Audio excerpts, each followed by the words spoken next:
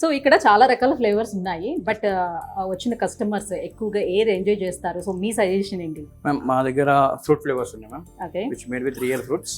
Sitaphal flavour. Sitaphal అంటే seasonal గా ఇప్పుడు మనకి సీతాఫల్ దొరుకుతుంది కాబట్టి, సో సీజనల్ గా వచ్చిన ఫ్రూట్ తో తయారు చేసింది. Yeah. నాకైతే ఫ్రూట్ పల్ప్ తీసుకొని తింటున్నట్టే ఉంది, ఐస్ క్రీమ్ తింటున్నట్టుగా అనిపించట్లేదు. Tender coconut ma'am. Coconut. Yeah.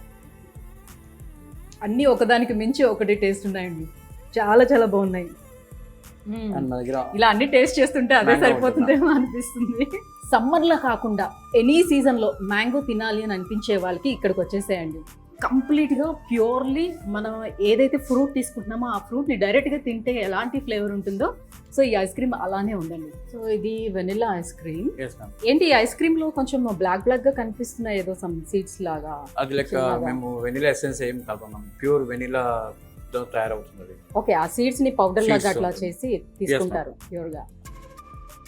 So sorbet ice cream without milk content, only fruit pulp మాత్రం ఉంటుంది. ఎవరికైతే పాలకు సంబంధించిన పదార్థాలు పడవో, లాక్టో ఇంటాలరెన్స్ ఎవరికైతే ఉంటుందో, సో అలాంటి వాళ్ళకి ఇది బెస్ట్ చాయిస్ అని చెప్పుకోవచ్చు. మిల్లెట్స్తో తయారు చేసినటువంటి ఐస్ క్రీమ్స్ కూడా దొరుకుతున్నాయండి.